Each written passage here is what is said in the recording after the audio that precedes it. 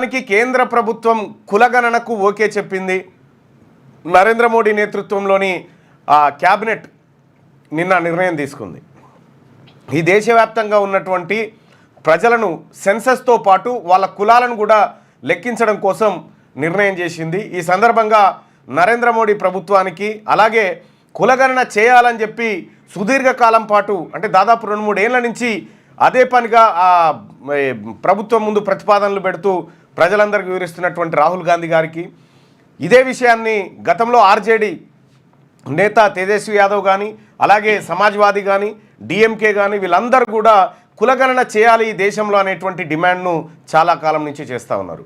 So ఇప్పుడు కేంద్ర cabinet ఈ నిర్ణయం తీసుకుంది. అయితే క్యాబినెట్ కూర్చున్నటువంటి సందర్భంలో మీడియా వీళ్ళందరూ కూడా ఇక పాకిస్తాన్ మీద యుద్ధం కోసం వీళ్ళంతా తీవ్రంగా ఇది కాదు, మోహన్ భగవత్ గారిని పిలిచి దీనిపైన అభిప్రాయాన్ని తీసుకున్న తర్వాత క్యాబినెట్లో చర్చకు పెట్టి కులగణనకు ఓకే చేసింది కేంద్ర ప్రభుత్వం. 94 సంవత్సరాల తర్వాత 1931లో జరిగినటువంటి కులగణన తర్వాత 94 సంవత్సరాలు అంటే స్వాతంత్రం వచ్చిన తర్వాత మొట్టమొదటిసారిగా ఈ దేశంలో కులగణన జరగబోతా ఉంది. అంటే 2011లో కూడా అప్పుడున్నటువంటి UPA government socio economic caste survey చేసింది, కానీ ఆ లెక్కల్ని మాత్రం బయట పెట్టలేదు. ఆ తర్వాత భారతీయ జనతా పార్టీ మొదట్లో కొంత వ్యతిరేకించింది. ఆ తర్వాత మళ్ళా కాంగ్రెస్ పార్టీ కులగణన కోసం డిమాండ్ చేసింది. భారతీయ జనతా పార్టీ మొన్నటిదాకా కలిసి ఉంటే ఏకైతో సేఫే అని చెప్పి ఓ నినాదాలు చేసింది. ఎట్టకేలకు క్యాస్ట్ సెన్సస్ని తెర మీదకి తెచ్చింది. సో దీంట్లో మరి క్యాస్ట్ సెన్సస్లో హీరో ఎవరు, విలన్ ఎవరు, ఈ లెక్క తేలాల. దీనికి మనం కొన్ని లెక్కలు చూసుకోవాలా. మరీ ముఖ్యంగా బీసీ ప్రజలు చూడాల్సినటువంటి లెక్కలు కొన్ని ఉంటాయి. సో వాటిని ఒక్కసారి మనం చూసే ప్రయత్నం చేద్దాం.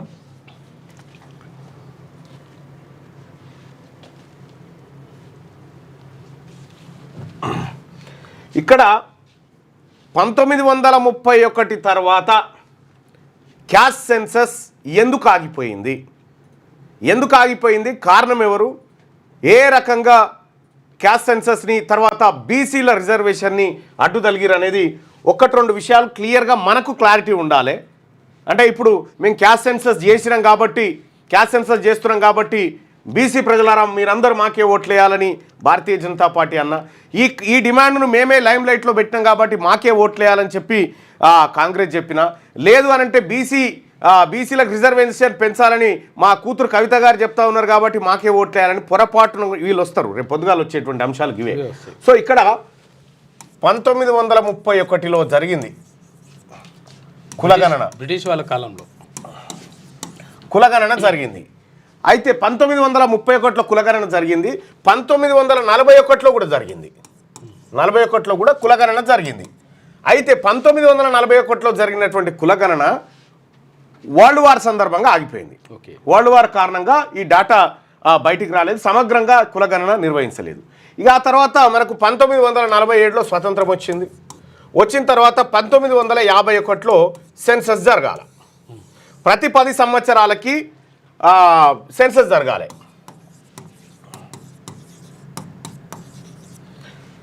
ఇది 1951లో జరగాలి. అప్పటికి ప్రధానమంత్రిగా జవహర్లాల్ నెహ్రూ గారు ఇక్కడ ప్రధానమంత్రిగా ఉన్నారు. 1952 తర్వాత మనకు ఎన్నికలు ఈ వ్యవహారం అంతా జరిగింది, సాధారణ ఎన్నికలు జరిగినాయి.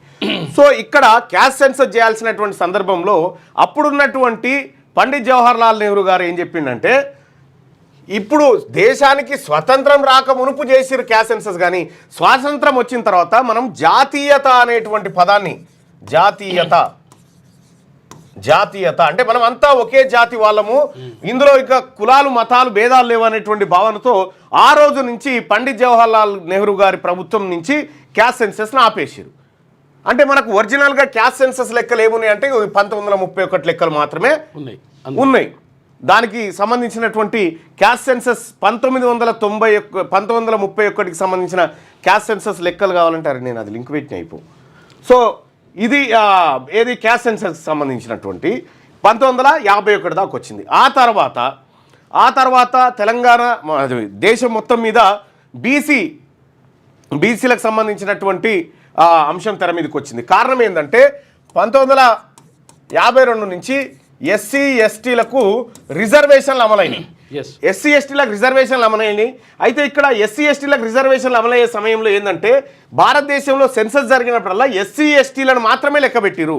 ఆ తర్వాత రిలీజియన్లను లెక్కబెట్టిరు. వాళ్ళ జనాభా దామాష ప్రకారం వాళ్ళకు సీట్లు ఇవ్వాలి కాబట్టి. ఎస్, వాళ్ళకు ఎందుకంటే రాజ్యాంగంలో వాళ్ళ జనాభా ఎస్సీలకు సంబంధించినటువంటి రాజకీయ రిజర్వేషన్లు ఇవ్వాలి, ఉద్యోగ విద్యా రిజర్వేషన్లు ఇవ్వాలి, ఎస్టీలకు కూడా అవి ఇవ్వాలి. కాబట్టి ఇవి అనివార్యంగా లెక్కబెట్టారు. సో బీసీలకు ఎలాంటి రిజర్వేషన్ లేదు కాబట్టి లెక్కబెట్టలేదు. సో ఇక్కడ నెహ్రూ ప్రభుత్వం కనుక అప్పుడే కనుక ఈ బీసీ సెన్సస్ చేసి ఉంటే ఇవాళ బీసీల పరిస్థితి ఏది జీవితాల్లో కొంత మార్పు జరిగేది. కానీ ఆ ప్రయత్నం అక్కడ స్టాప్ అయింది. అక్కడ స్టాప్ అయిన తర్వాత కాకా కలేకర్ కమిషన్, ఆ తర్వాత ఇంకా కొన్ని కమిషన్లు వేసుకుంటూ వచ్చారు. ఏ కమిషన్లు వేసినా ఆ కమిషన్ రిపోర్ట్లన్నిటినీ అప్పుడున్నటువంటి కాంగ్రెస్ పార్టీ తొక్కిపెట్టింది. ఆ కమిషన్ రిపోర్ట్లను ఏవి కూడా ఇంప్లిమెంట్ చేయలే. ఇంప్లిమెంట్ చేయకపోతే తర్వాత ఏది ఇందిరాగాంధీ ప్రభుత్వం పోయిన తర్వాత జనతా పార్టీ వచ్చిన తర్వాత మండల్ కమిషన్ తీసుకొచ్చింది. ఈ Mandal commission BP Mandal, Brindeshwar Prasad Mandal, BP Mandal నేతృత్వంలో జరిగింది. ఈయన బీహార్కు మాజీ ముఖ్యమంత్రి, బీహార్ మాజీ ముఖ్యమంత్రి. ఈయన మనమడే ఒకరోజు మన స్టూడియోలో ఇక్కడికి వచ్చినటువంటి సూరజ్ మండల్. అయితే ఈ బీపీ మండల్ గారు ఏం చేశారంటే బీసీలకు రిజర్వేషన్ ఇవ్వాలని జనతా సర్కార్ నియమించినటువంటి ఈ కమిషన్ ద్వారా ఆయన 27% రిజర్వేషన్ బీసీలకు ఇవ్వాలి అనేటువంటి ప్రతిపాదన చేసిండు. చేస్తే దీన్ని అప్పుడు ఈ జనతా సర్కార్కి సంబంధించి భారతీయ జనతా పార్టీ సపోర్టు దానికి ఉండే. బీజేపీ ఏం చేసిందంటే ఇప్పుడు మండల్ కమిషన్ ఏమో దేశవ్యాప్తంగా తిరుగుతుంటే ఈ మండల్ కమిషన్ దేశవ్యాప్తంగా తిరగనీయొద్దని అద్వానీ ఆధ్వర్యంలో కమండల్ యాత్ర అని పెట్టిరు. కమండల్ యాత్ర బీసీలకు కావాల్సింది రిజర్వేషన్లు కాదు, రామ మందిరం కావాలని తిరిగిరు. వీళ్ళు రథయాత్ర చేసిరు. రథయాత్ర చేసి బీపీ మండల్ కమిషన్ ఏదైతే ఉందో దాన్ని పక్కదారి పట్టించడానికి విశ్వ ప్రయత్నాలు చేసింది భారతీయ జనతా పార్టీ. సో ఇట్లా వీరు చేసిన తర్వాత వీపీ సింగ్ సర్కార్ వచ్చి పోయినా సరే కూలిపోయినా సరే ప్రభుత్వం కానీ బీసీలకు రిజర్వేషన్లు అమలు చేస్తా అని 27% రిజర్వేషన్లు నుంచి 1992 వరకు ఈ మధ్యకాలంలో అమలు చేసింది. ఇక్కడ ఓకే చేసిన తర్వాత ఏం చేసిందంటే వీళ్ళంతా మళ్ళీ ఈ కమండల్ బ్యాచ్ అంతా సుప్రీంకోర్టుకు పోయి పిటిషన్లు వేసి బీసీలకు రిజర్వేషన్లు ఇస్తా అంటే మొత్తం అగ్గిగుండం చేస్తామని అన్నారు. సుప్రీంకోర్టు ఏం చేసింది? సుప్రీంకోర్టు లే మేము చెప్పేదాకా ఇది ఇంప్లిమెంట్ చేయొద్దని 2 ఏళ్ళు ఆపింది సుప్రీంకోర్టు. 2 ఏళ్ళు 27% రిజర్వేషన్ బీసీలకు ఆపిన తర్వాత ఆ తర్వాత అనివార్యంగా ఇక 50% సీలింగ్ దాటుతలేదు కాబట్టి అని చెప్పి 27% రిజర్వేషన్ బీసీలకు ఇచ్చారు. ఈ 27% రిజర్వేషన్ ఇస్తే 27% రిజర్వేషన్ కేంద్ర ప్రభుత్వ ఉద్యోగాలలో అమలైందంటే అమలు కాలే. 2022-23 ఇప్పటి వరకు బీసీలకు 27% రిజర్వేషన్ రాజ్యాంగపరంగా ఉంటే దాన్ని కేంద్ర ప్రభుత్వ ఉద్యోగాల్లో ఇప్పటి వరకు భర్తయింది 22.5%. ఇంతే భర్తయింది. గ్రూప్ ఏ ఉద్యోగాలలో కేవలం 18% మాత్రమే అమలైంది. అంటే ఉన్న రిజర్వేషన్ను కూడా ఇంప్లిమెంట్ చేయలేదు వీళ్ళు ఇప్పటి వరకు. అంటే ఈ పాలకులంతా ఇంప్లిమెంట్ చేయలేదు. ఇందులో భారతీయ జనతా పార్టీ పాత్ర, వాళ్ళు మొదటి నుంచి దీన్ని వ్యతిరేకించి కమండల్ తీసుకొచ్చారు. ఇక కాంగ్రెస్ పార్టీ నెహ్రూ హయాం నుంచి ఈ అంశాన్ని తొక్కిపెట్టి ఆఖరికి మొరార్జీ దేశాయ్ ప్రభుత్వం ఆ తర్వాత వీపీ సింగ్ ప్రభుత్వం ఈ బీసీలకు రిజర్వేషన్ తీసుకొస్తే ఆ రిజర్వేషన్ను ఇంప్లిమెంట్ చేయడం కూడా నిర్లక్ష్యం చేసి ఇప్పటివరకు చేస్తూనే ఉన్నారు. మీరు ఐఏఎస్లది నిన్న మొన్న లిస్టు చూసారు కదా, ఐఏఎస్లు ఎంతమంది బీసీలు అయ్యారు, ఎంత పర్సెంటేజ్ అయిందని చెప్పి. వాస్తవానికి 27 కావాల్సి ఉంటే 15-16% అయినటువంటి పరిస్థితి. ఈ రకంగా బీసీలకు ఇటు భారతీయ జనతా పార్టీ ఇటు కాంగ్రెస్ పార్టీ తీవ్రమైనటువంటి అన్యాయం చేసినాయి. ఇప్పుడు బీసీలలో వచ్చినటువంటి చైతన్యం, బీసీలలో వచ్చినటువంటి ఆలోచన రాహుల్ గాంధీ గారు పట్టుకుండు. రాహుల్ గాంధీ గారు దేశ ప్రధాని కావాలంటే ఆయన ముందున్నటువంటి బలమైన ఆప్షన్ ఏంది? ఈ దేశంలో మెజారిటీ పక్షాలైనటువంటి బీసీల మనసు చూరగొనాలి. బీసీల మనసు చూరగొనాలంటే ఏం చేయాలి? బీసీలకు కావాల్సింది ఇవ్వాలి. బీసీలకు ఏం కావాలి? బీసీలకు వాళ్ళకు ఎంత ఉన్నారో అంత వాటా ఇవ్వాలి ఈ దేశంలో అనేటువంటి నినాదాన్ని ఆయన తీసుకొని వచ్చిండు. సో బీసీల నినాదాన్ని తీసుకొని వస్తే ఏమైందంటే బీజేపీ ఇది 2028 అనుకో, కాంగ్రెస్ ఈ 2029 అవుతుంది ఇది పార్లమెంట్ ఎలక్షన్. ఇప్పుడు కాంగ్రెస్ దగ్గర ఉన్నది ఏంది? దేశవ్యాప్త కులగణన,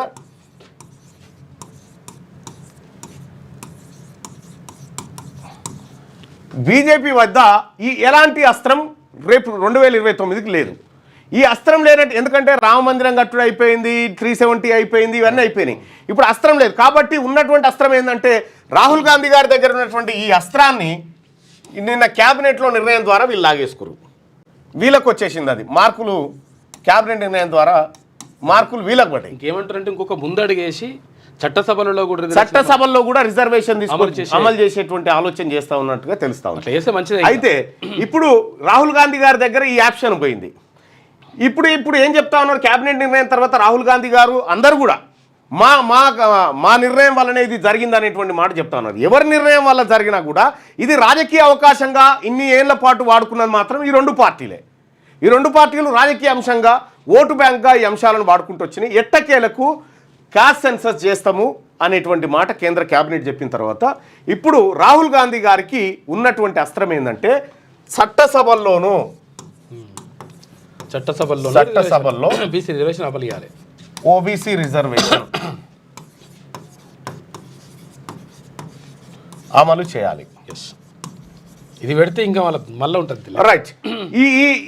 ఇది తీసుకొచ్చింది అనుకో, ఒకవేళ భారతీయ జనతా పార్టీ నేతృత్వంలోని ఎన్డీఏ ప్రభుత్వము ఇది కూడా అమలు చేసింది అనుకో, 2029 ఎన్నికలు ఈ అంశం చుట్టే తిరుగుతాయి అన్నట్టు. మాక్సిమం ఇక భారతీయ జనతా పార్టీకి ఎక్కువ అవకాశాలు ఉంటాయి నిజంగా అట్లా చేస్తే ఈ అవకాశాలు ఇట్లా ఉంటాయి. మరి ఇప్పుడున్నటువంటి పరిస్థితుల్లో బీజేపీ ఈ దాదాపు స్వాతంత్రం వచ్చినప్పటి నుంచి, కాంగ్రెస్ స్వాతంత్రం రాకముందు నుంచి ఈ బీసీలకు అన్యాయం చేసింది. మరి ఇప్పుడు ఇవి చేయడం ద్వారా ఏం జరుగుతుంది అంటే ఆల్రెడీ చేసిన దాన్నే వీళ్ళు సక్సెస్ఫుల్గా ఇంప్లిమెంట్ చేయలే. కాబట్టి ఇక్కడ బీసీలకు కావాల్సింది ఏంటంటే అధికారం బీసీల చేతుల్లోకి వచ్చినప్పుడు వాళ్ళ జీవితాల్లో మార్పు వస్తుంది. ఇప్పుడు మీకు రిజర్వేషన్ ఇస్తాం, అధికారం మా చేతిలో ఉంటుందంటే కూడా మోసమే. అధికారం కూడా బీసీల చేతుల్లోనే ఉండాలి. ఇక్కడ ఇంకోటి ఏం చేసిరంటే బీసీలకు రిజర్వేషన్లు అంశం తెర మీదకి రాకముందుకు EWS quota 10%, EWS quota 10% reservation ఉన్న ఫలంగా తీసుకొచ్చారు. ఈ ఈడబ్ల్యూఎస్ కోటా తీసుకొస్తే దీనికి కాంగ్రెస్ పార్టీ కూడా ఓటేసింది. ఈడబ్ల్యూఎస్ కోటా వాళ్ళు కూడా వేసి పారేసారు. కానీ బీసీల రిజర్వేషన్కి వచ్చేసరికి మాత్రం నువ్వెంత, నేనెంత, నువ్వు ఇస్తావా, నేను ఇయ్యా, ఇటువంటి కార్యక్రమాలన్నీ చేశారు. ఇక్కడ నరేంద్ర మోడీ గారు ఈడబ్ల్యూఎస్ కోటా 10% 2019 103 అమెండ్మెంట్, ఏది కాన్స్టిట్యూషనల్ అమెండ్మెంట్ తోటి ఈ ఈడబ్ల్యూఎస్ తీసుకొచ్చిండు. దీనికి వీళ్ళందరూ ఓటేస్తే ఇక్కడ ఉన్నటువంటి కేసీఆర్ వాళ్ళు కూడా టీఆర్ఎస్ పార్టీ వాళ్ళు కూడా ఈడబ్ల్యూఎస్ కోటాకు జై కొట్టిరు. దీనికి ఏ కమిషన్ లేదు, తర్వాత ఏం లేదు, కమిషన్ లేదు, చర్చ లేదు, ఏమీ లేదు. రాష్ట్రాల మీదకి వదిలేసిరు. రాష్ట్రాల మీదకి వదిలేస్తే ఇక్కడ తెలంగాణ రాష్ట్రంలో ఈడబ్ల్యూఎస్ కోటాకు సంబంధించి ఎంతమంది ఉంటారంటే 1 లేదా 1.5% మంది మాత్రమే ఈడబ్ల్యూఎస్ రిజర్వేషన్ అర్హులు ఉన్న వాళ్ళు ఉంటారు. ఈ 1.5% మందికి 10% ఇక్కడ ఇంప్లిమెంట్ చేసినటువంటి మహానుభావుడు కేసీఆర్. ఈ 1.1% ఎందుకనంటే ఒకవేళ ఇప్పుడు 10% ఉన్నా కానీ దాంట్లో అగ్రవర్ణ పేదలు ఉంటేనే ఈ పర్సెంటేజ్ అది. అయితే ఎకనామికల్లీ వీకర్ సెక్షన్, ఈ ఎకనామికల్లీ వీకర్ సెక్షన్ అనేటువంటి అంటే ఆర్థికంగా వెనుకబడినటువంటి వాళ్ళలో బీసీలు లేరట. మళ్ళీ బీసీలు ఇళ్ళకి రావద్దట. చట్టంలో చేసిరు. బీసీ ఎస్సీ ఎస్టీలు వెనకబడి తిండికి గతి లేక గుడిసెలో ఉన్నా కూడా ఇందులో ఇళ్ళకి రావద్దట. ఇగో ఇటువంటి చేసి పెట్టిరు. వీటన్నిటికీ వీళ్ళందరూ చేయి కొట్టిరు. రెండో విషయం ఏంటంటే బీసీలకు 33% రిజర్వేషన్ ఉండే, 33% లోకల్ బాడీస్లో ఉంటే దాన్ని కేసీఆర్ ఏం చేసిండంటే 23కు తెచ్చిండు ఈ పుణ్యాత్ముడు. అంటే వీళ్ళందరూ కలిసి బీసీల జీవితాలతోని ఫుట్బాల్ ఆడిరు వీళ్ళంతా.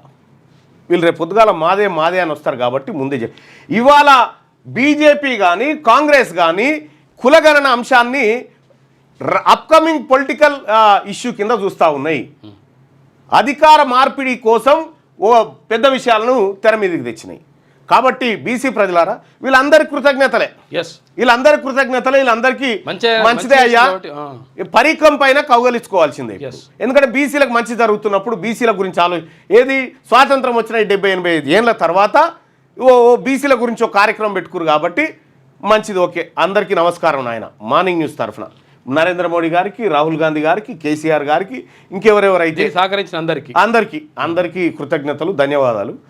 మనము బీసీల ముందున్నటువంటి అంశం ఏంటంటే ఈ కులగణన చేస్తావు. కులగణనలో తెలంగాణనే కాదు మొత్తం భారతదేశంలో 55 నుంచి 60% మంది బీసీల జనాభా వెళ్తుంది. మరి ఈ వెళ్ళినటువంటి బీసీల జనాభాకు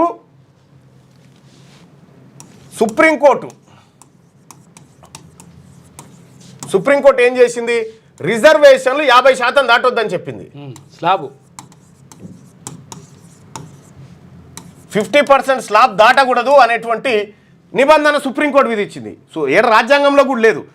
కానీ ఈడబ్ల్యూఎస్ కోటాతో 10% పెరిగింది, దానికి ఓకే ఏం కాదని చెప్పింది సుప్రీంకోర్టు. ఇట్లా పెరిగినట్టు కాదట.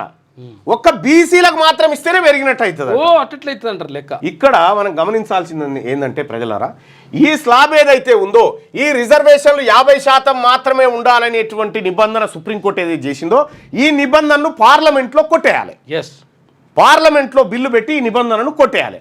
అప్పుడు సుప్రీంకోర్టు కూడా ఏమీ చేయలేదు.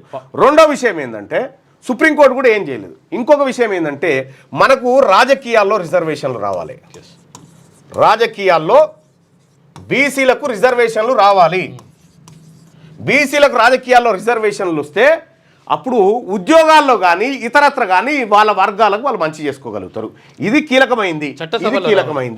ఈ 2 అంశాలు జరగాలి. కులగణన చేయంగానే సరిపోదు, ఈ 2 అంశాలు కూడా ఇంప్లిమెంట్ కావాలి. ఈ 2 అంశాల విషయంలో ఈ పార్టీలు, ఈ నాయకుల స్టాండ్ ఏంటనేది మన బీసీలంతా అబ్జర్వ్ చేయాలి. రైట్, ఇక మార్నింగ్ న్యూస్లోకి వెళ్దాం. ముందుగా ఈనాడు దినపత్రికలో ఉన్నటువంటి అంశాలని చూద్దాం. కులగణనకు జనాభా లెక్కలతో పాటే వివరాల సేకరణ, రాజకీయ వ్యవహారాల కేబినెట్ కమిటీ నిర్ణయం. స్వతంత్రం వచ్చిన తర్వాత ఇదే తొలిసారి విపక్ష పాలిత రాష్ట్రాల ప్రక్రియపై కేంద్రం పెదవిరుపు. మా ఒత్తిడి పనిచేసిందని ప్రతిపక్షం, నిర్దిష్ట గడువుతో పూర్తి చేయాలని సూచన. త్వరలో మొదలయ్యే జనాభా లెక్కలు 2026లో మొదలైతాయి అన్నట్టు.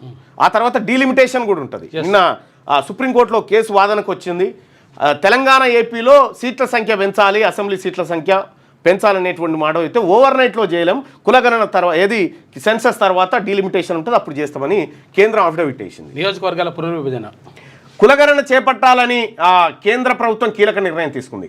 ప్రధానమంత్రి నరేంద్ర మోడీ అధ్యక్షతన బుధవారం జరిగిన రాజకీయ వ్యవహారాల కమిటీ కేబినెట్ కమిటీ సమావేశం దీనికి ఆమోదముద్ర వేసింది. ఇటీవల కాలంలో లోక్సభ ప్రతిపక్ష నేత రాహుల్ గాంధీ ఎక్కడ పర్యటించినా కులగణనపైనే ప్రధానంగా మాట్లాడుతున్నారు. జనాభా ప్రాతిపదికన ప్రజలకు ప్రాతినిధ్యం కల్పిస్తామని హామీ ఇస్తున్నారు. కాంగ్రెస్ పాలిత తెలంగాణ, కర్ణాటకలతో పాటు ఎన్డీఏ కూటమి చేతిలో ఉన్న బీహార్ కూడా కులగణన చేపట్టింది. దీంతో దేశవ్యాప్తంగా అన్ని వైపుల నుంచి డిమాండ్ పెరుగుతూ వచ్చింది. కులగణన చేపట్టేలా కేంద్ర ప్రభుత్వాన్ని ఆదేశించాలని బీసీ సంఘాలు సుప్రీంకోర్టుకు వెళ్ళాయి. దాంతో పార్లమెంట్లో దీని గురించి వివిధ పక్షాలు ప్రశ్నించినప్పుడు ప్రస్తుతం ఈ అంశం కోర్టులో ఉన్నందువల్ల స్పందించలేమని కేంద్రం పలుమార్లు సమాధానం ఇచ్చింది. ఈ ఏడాది చివరిలో బీహార్లో అసెంబ్లీ ఎన్నికలు జరుగుతున్న తరుణంలో ఎట్టకేలకు ఓకే చెప్పింది. బీహార్ ఎన్నికల గురించి ఓకే చెప్పింది అనేటువంటి విధంగా ఇక్కడ చూడొచ్చు. త్వరలోనే ఈ నిర్ణయం ఆచరణలోకి వస్తుందని ప్రభుత్వ వర్గాలు పేర్కొన్నాయి. ఇప్పటికే జనాభా లెక్కల సేకరణ ప్రక్రియ 5 ఏళ్లు ఆలస్యమైంది. ఈ పనికి 13,000 కోట్లు ఖర్చు అవుతుందని అంచనా వేశారు. కాంగ్రెస్ ప్రభుత్వాలు వ్యతిరేకిస్తూ వచ్చాయి. వైష్ణవ్ కాంగ్రెస్ ప్రభుత్వాలు ఇప్పటి వరకు కులగణనను వ్యతిరేకిస్తూ వచ్చాయని సమాచార ప్రసార శాఖల మంత్రి అశ్విని వైష్ణవ్ విలేకరుల సమావేశంలో చెప్పారు. స్వాతంత్రానంతరం ఏ జనగణనలోనూ కులగణన చేయలేదు. కులాల వారి లెక్కలపై కేబినెట్లో చర్చిస్తామని 2010లో అప్పటి ప్రధానమంత్రి మన్మోహన్ సింగ్ లోక్సభలో హామీ ఇచ్చారు. ఇచ్చిన తర్వాత కూడా ఆ లెక్కలు వచ్చినా కూడా బయట పెట్టలేదు కాంగ్రెస్ పార్టీ. ఇక్కడ తెలంగాణ నమూనా అనుసరించండి, అక్కడ లక్షల మందిని సంప్రదించి ప్రశ్నలు ఖరారు చేశారు. ఇక్కడ రాహుల్ గాంధీ గారు చెప్తున్నటువంటి మాట మీరు చూడండి బాగా. తెలంగాణ నమూనాను అనుసరించండి, తెలంగాణ నమూనాను అనుసరించాలి. మళ్ళీ దానికి రేవంత్ రెడ్డి గారే ఉంటే మళ్ళీ బొగ్గు వట్టిదే. ఇక్కడ రాహుల్ గాంధీ గారికి తెలవాల్సినటువంటి విషయం ఏంటంటే ఇక్కడ రేవంత్ రెడ్డి గారు చేసినటువంటి కులగణన అద్భుతము బ్రహ్మాండం అనుకుంటున్నామేమో, పరమ చెత్త కులగణన అది. ఎందుకు చెప్తా ఉన్నామంటే మీ ఈ నమూనా అనుసరించండి అంటే ఏంది? ఈ లెక్కలు బయట పెట్టొద్దని కొద్దిగా జరగదు, ఈ లెక్కలు బయట పెట్టొద్దు అన్నట్టే కదా. ఇక్కడ మనం అర్థం చేసుకోవాల్సింది కులగణన మన రాష్ట్రంలో చేసిరు. కులగణన చేసిరని చెప్తున్నారు. కానీ ఎక్కడన్నా ఇగో ఈ గ్రామంలో ముదిరాజులు ఇగో ఈ 2000 మంది ఉన్నారని చెప్పినారా ఒక్క లెక్కనన్నా? ఏ ఊర్లోనన్నా ఏ కులపోలేదు. ఈ లెక్కనే బయట పెట్టలే. తూతూ మంత్రంగా అంత కట్టగట్టి లోపల వారేసి ఈ 56% ఉన్నారా బీసీలు, 56.7% ఉన్నారు బీసీలు అని చెప్పి డ్రామాలు కట్టిరు. గుండుగుత్త లెక్క ఇది రేవంత్ రెడ్డి సర్కార్ చేసినటువంటి కులగణన. ఇంకా దీన్ని ఆదర్శంగా తీసుకోవాలి, ఈ నమూనా చేయాలని 57 ప్రశ్నలు. ఇక్కడ నేను ఒక మాట చెప్పండి, మీరు కులగణన చేసిరు, మా కులాల వారిగా లెక్కలు బయట పెట్టమంటే ఈ ప్రభుత్వం బయట పెట్టలే, అసెంబ్లీలో టేబుల్ కూడా చేయలే. ఇక్కడ గమ్మత్ విషయం ఏంటంటే దీంతో పాటు మనం 74 ప్రశ్నలు అడిగినాం ప్రజల్ని, అనుబంధ ప్రశ్నలతో పాటు 74 ప్రశ్నలు అడిగినాం. 74 ప్రశ్నలు అడిగినాం. అందులో ఆస్తి ఎంత, సైకిల్ ఏమనుకుంది, కోడ్ ఏమనుకుంది, ఇదంతా అడిగినాం కదా. సో కులాల లెక్క తూతూ మంత్రంగా ఇంత పర్సంటేజ్ అని ఓవరాల్గా చెప్పినాం. మరి ఇవెందుకు చేసినట్టు? ఇవి ఎప్పుడు బయట పెడతావు? ఇవి దేని గురించి చేసినావు? ఇవి ఏమీ లేదు. నీ ఆస్తి ఎంత, నీ ఎకరం ఎంత, నీ సర్వే నెంబర్ ఎంత అంటే జనం భయపడతారు. భయపడి కులగణనలో పాల్గొన్నారని ఇవన్నీ దుకాణం పెట్టి నిజంగా నువ్వు క్యాస్ట్ సెన్సస్ చేసేది ఉంటే క్యాస్ట్ ఇంకో 4 కాలంలో పెట్టరంటే అంతే. ఇవన్నీ ఎందుకు అడిగినావు? నువ్వు నిజంగా అవి చేయాల్సి ఉంటే అవే ఏది వీళ్ళకు ఏముందో తెలుసుకోవాలంటే ఇంకో సర్వే చేయనుంటివి. 74 ప్రశ్నలు బీహార్లో 15-16 ప్రశ్నలు ఉన్నాయి అంతే. ఇక ఇది అక్కడ లక్షల మందిని సంప్రదించి ప్రశ్నలు ఖరారు చేశారు. నిజమైన ప్రజలారా ఇది రాహుల్ గాంధీ గారు చెప్తుంది, లైవ్ చూస్తున్న ప్రజలారా, తెలంగాణలో ప్రజలందరినీ సంప్రదించి లక్షల మందిని సంప్రదించి ప్రశ్నలు తయారు చేసినట్టు. ఇది నిజమేనా? ఎవరు చెప్పిరో చెప్పు. ఈ ఎకరం భూమి ఇలా సర్వే నెంబర్లు కూడా తీయాలి అని చెప్పి ఆల్రెడీ ప్రభుత్వం దగ్గర రికార్డులు ఉన్నాయి, ఎవరి పేరు మీద ఏమున్నది అనేది ఉన్నాయని తెలిసిన తర్వాత కూడా మళ్ళీ ఎందుకు ప్రజల దగ్గర అడిగినావు? బ్యాంక్ అకౌంట్లు ఇప్పుడు సుదర్శన్ పేరు మీద ఎంత భూమి ఉంది, ఏ బ్యాంక్ అకౌంట్ ఉంది, అందులో ఎన్ని పైసలు ఉన్నాయి, నీకు ఎంత భూమి ఉన్నది, నీ పాన్ కార్డు కొడితే నీ ఆదాయం అన్ని వస్తాయి కదా. అన్ని ప్రభుత్వం దగ్గర ఉన్న తర్వాత మళ్ళీ నువ్వు కులగణనలో ఇవన్నీ కలిపి ఎందుకు అడిగినావు అంటే జనాన్ని భయపెట్టడానికి. కాబట్టి అక్కడ లక్షల మందిని సంప్రదించి ప్రశ్నలు ఖరారు చేశారని చెప్పి చెప్తా ఉన్నారు. రాహుల్ గాంధీ గారు మిమ్మల్ని మిస్గైడ్ చేసిండు. ఈయన మిమ్మల్ని మిస్గైడ్ చేసిండు. ఇక్కడ ఏదో అద్భుతం ఏమీ జరగలే. ఒక్కసారి రివ్యూ చేయలే, సమీక్ష నిర్వహించలే కులగణన మీద. ఒక్కసారి కూడా సమీక్ష నిర్వహించకపోగా ఇక ప్రపంచ అందాల పోటీలకు విపరీతంగా కష్టపడి సమీక్షలు నిర్వహిస్తూ ఉన్నాడు గంటల కమానం. రిజర్వేషన్లపై 50% పరిమితిని తొలగించేలా కూడా ఒత్తిడి తెస్తామని చెప్పి రాహుల్ గాంధీ. ఒత్తిడి తెచ్చేదేముంది? జనాభా మేమెంతో మాకంతా అనేటువంటి మాట ఉంది కదా. కేంద్ర ప్రభుత్వం జాతీయ స్థాయిలో చేపట్టే కులగణనలో తెలంగాణ ప్రభుత్వ నమూనాను అనుసరించాలని కాంగ్రెస్ అగ్రనాయకుడు లోక్సభలో ప్రతిపక్ష నేత రాహుల్ గాంధీ డిమాండ్ చేశారు. ఆయన బుధవారం రాత్రి ఢిల్లీలోని ఏఐసిసి కార్యాలయంలో ఏర్పాటు చేసిన విలేకరుల సమావేశంలో మాట్లాడారు. మేము కులగణన చేసి చూపిస్తామని పార్లమెంట్లో చెప్పాం. రిజర్వేషన్లపై నిర్మించిన 50% కృత్రిమ గోడను కూడా కూలగొడతామని కూడా స్పష్టం చేశాం. ఇప్పటివరకు కేవలం 4 జాతులే ఉన్నాయని చెబుతూ వచ్చిన ప్రధాని మోడీ అకస్మాత్తుగా 11 ఏళ్ల తర్వాత కులగణన ప్రకటన చేశారు. దీనికి మేము పూర్తిగా మద్దతు పలుకుతున్నామని చెప్పి నిన్న రాహుల్ గాంధీ గారు చెప్పడం జరిగింది. ఇక్కడ విషయం ఏంటంటే ఈ తెలుసుకోవాల్సిన తెలంగాణ నమూనాలో చేస్తే మోసమవుతుంది. నిన్న నేను ఒక టీవీ డిబేట్లో మాట్లాడుతుంటే కాంగ్రెస్ పార్టీ నాయకుడు ఏం చెప్తాను అంటే హైరైజ్ బిల్డింగ్లు పెద్ద పెద్ద బిల్డింగ్లలో టవర్లలో వాళ్ళు పాల్గొనలేదండి. ఆ టవర్లలో బీసీ వాళ్ళు అయితే లేరు కదా. మరి వాళ్ళు పాల్గొనని వాళ్ళు అంటే ఓసీల జనాభా తగ్గాలి, కానీ బీసీల తగ్గింది ఎట్లా? తెలంగాణ రాష్ట్రంలో జనాభా 4,21,00,000 మంది ఉన్నారని 4.21 కోట్లు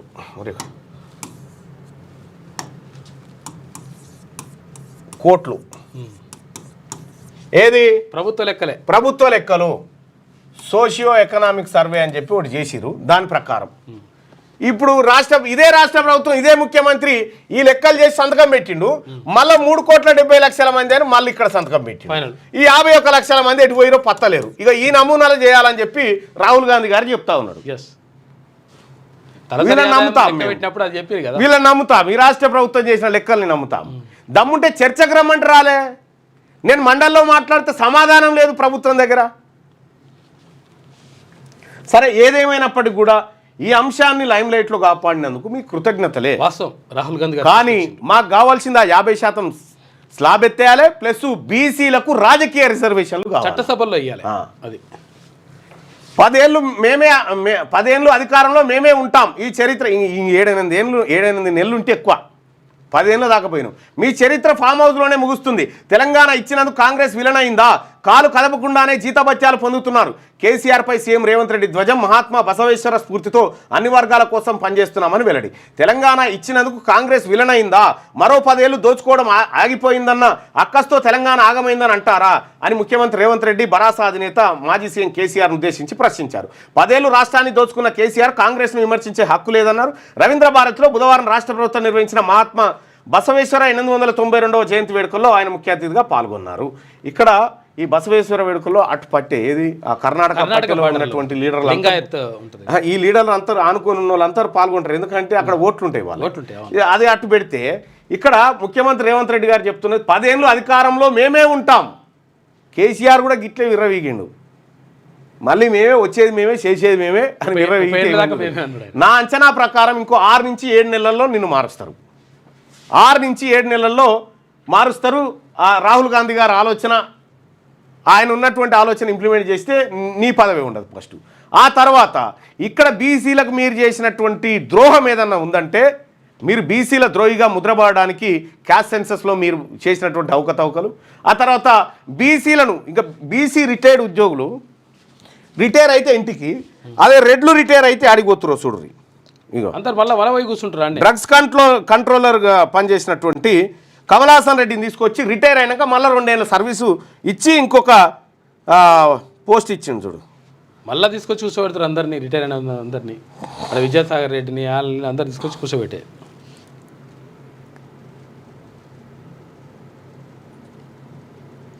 ఇదే వెలుగు దినపత్రికలో ఉంటుంది అనుకుంటా. వెలుగు దినపత్రిక ఏడుందన్నా? ఈడుంది కదా. ఇగో ఇలా రిటైర్ అయినటువంటి వాళ్ళని, వాళ్ళ కులపోళ్ళని, రెడ్డి వాళ్ళని తీసుకొచ్చి మళ్ళీ అపాయింట్మెంట్లు ఇచ్చుకుంటూ పోతా ఉన్నాడు. మొన్నటిదాకా ఏమన్నారు? మొన్నటిదాకా మనకి ఏం చెప్పిరు? రిటైర్ అయిన వాళ్ళు ఇక ఇంటికే అనేటువంటి మాట చెప్పిరా? అంతా ఉత్తదే. ఇగో రిటైర్డ్ ఆఫీసర్లకు పోస్టింగ్లు. సీఎం ముఖ్య కార్యదర్శిగా retired IAS Srinivasaraju, command control centre డైరెక్టర్గా కమలాసన్ రెడ్డి, రిటైర్ అయిన సిఎస్కు MCHRD vice chairman డీజీగా posting. Retire అవుతున్న ఆఫీసర్లకు రాష్ట్ర ప్రభుత్వం కొత్త పోస్టింగ్లు ఇస్తున్నది. రీఅపాయింట్మెంట్ చేస్తూ ఒక్క బీసీ కూడా రీఅపాయింట్మెంట్ ఉండదు. మళ్ళీ ఓన్లీ అప్పర్ క్యాస్ట్కే ఖాళీగా. ఇప్పుడు రెడ్డి అయినా ఖాళీగా ఉంటే ఖాళీగా ఎట్లుంటాడు? ఆ స్త్రీనిధి కాడ 70 ఏళ్ళ ముసలిని తీసుకుపోయి ఆడబెట్టిండు. ఇప్పుడు మళ్ళా కమలాసన్ రెడ్డి రిటైర్ అయిపోయిన తర్వాత మళ్ళా తెచ్చి ఇగో 2 ఏళ్ల పాటు ఆయన ముఖ్య కార్యదర్శిగా ఉంటారని జీవోలో పేర్కొన్నారు. ఇక ఎక్సైజ్ ఎన్ఫోర్స్మెంట్ డైరెక్టరేట్గా రిటైర్ అయిన ఐపీఎస్ కమలాసన్ రెడ్డి కూడా ప్రభుత్వం కీలక బాధ్యతలు అప్పగించింది. ఇంటెలిజెన్స్ సెక్యూరిటీ వింగ్కు ఓఎస్డీగా నియమించడంతో పాటు ఇంటిగ్రేటెడ్ కమాండ్ కంట్రోల్ సెంటర్ డైరెక్టర్గా అదనపు బాధ్యతలు అప్పగించింది. సిఎస్గా రిటైర్ అయిన శాంతి కుమార్కి సైతం ప్రభుత్వం డాక్టర్ మర్రి చెన్నారెడ్డి మానవ వనరుల అభివృద్ధి సంస్థ వైస్ చైర్మన్ డైరెక్టర్ జనరల్ గా ప్రభుత్వం నియమించింది. ఇప్పటికే టీఈడబ్ల్యూ ఐడిసి మేనేజింగ్ డైరెక్టర్గా రిటైర్డ్ ఎన్సీ గణపతి రెడ్డి, ఇదివరకే ప్రభుత్వం గణపతి రెడ్డిని పెట్టింది, కమలాసన్ రెడ్డిని పెట్టింది. సీఎంఓ నుంచి ఒక్కొక్కరు ఖాళీ. ఈ సీఎంఓలో ఉన్నటువంటి చంద్రశేఖర్ రెడ్డిని ఇన్ఫర్మేషన్ కమిషనర్కు పంపిస్తూ ఉన్నారట, నియమిస్తూ ఉన్నారు. అయోధ్య రెడ్డి గారిని మళ్ళా సీఎంఓ పిఆర్ఓ ఉన్నటువంటి అయోధ్య రెడ్డి గారిని తీసుకుపోయి ఇన్ఫర్మేషన్ కమిషన్ మెంబర్గా చేయబోతా ఉన్నారట. ఇట్లా మొత్తం రెడ్లందరినీ మళ్ళా కూడగట్టి మళ్ళా వాళ్ళకి పోస్టింగ్లు ఇస్తూ ఉన్నారు. బీసీలలో లేరా ఎవరు? నువ్వు బీసీ ద్రోహి అని చెప్పడానికి ఇవి సరిపోవా? ఈ సాక్ష్యాలు సరిపోవా? అందుకే బీసీలు ఎవరు కూడా నిన్ను కొనసాగించాలని కోరుకోవట్లేదు తెలంగాణ రాష్ట్రంలో. తెలంగాణను దేశం అనుసరిస్తుందని రుజువైంది. కులగణన నిర్ణయంపై కేంద్రానికి సీఎం రేవంత్ రెడ్డి అభినందనలు చెప్పిండట. 36 గంటల్లో మాపై భారత్ సైనిక చర్య, పక్కా నిఘా సమాచారం ఉందన్న పాకిస్తాన్. ఇస్లామాబాద్, కరాచీల నుంచి పీఓకేకు విమానాల నిలిపివేత, దాయాది దేశ విమానాలకు భారత గగనతల నిషేధం, సరిహద్దులో కవ్వింపులపై పాక్కు భారత్ గట్టి హెచ్చరిక. మోదీ అధ్యక్షతన సీసీపీఏ భేటీ, సరిహద్దుపై సమీక్ష నిర్వహించిరట. పహల్గామ్ ఉగ్రదాడికి ప్రతీకారంగా భారత్ సైన్యం తమపై 36 గంటల్లోగా దాడి చేయవచ్చని పాకిస్తాన్ చెబుతోంది.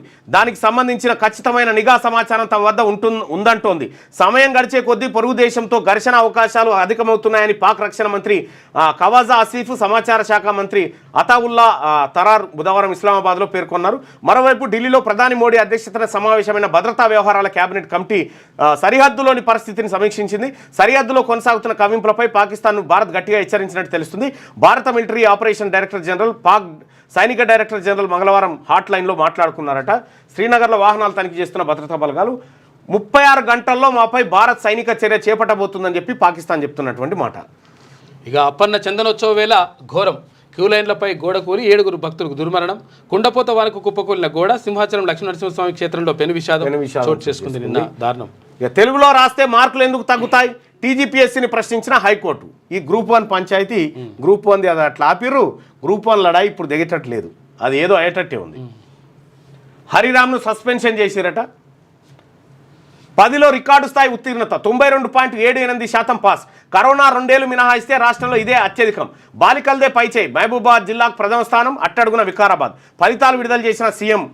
జూన్ 3 నుంచి అడ్వాన్స్డ్ సప్లిమెంటరీ పరీక్షలు. ముఖ్యమంత్రి గారి జిల్లాలనే వెనుకబడ్డది 10వ తరగతి. 10వ తరగతి పరీక్షల్లో ఈసారి రికార్డు స్థాయిలో 92.78% మంది విద్యార్థులు ఉత్తీర్ణులయ్యారు. కరోనా 2 ఏళ్ల కాలాన్ని మినహాయిస్తే ఇప్పటి వరకు రాష్ట్రంలో ఇదే అత్యధిక ఉత్తీర్ణత శాతం. మొత్తం 4,96,374 మంది రెగ్యులర్ ఉద్యోగులు విద్యార్థులు పరీక్షల్ని నిన్నొకటి చూసినా ఉరియమ్మా వార్తా పేపర్లో నేను వచ్చినట్టు నీకు పంపినా.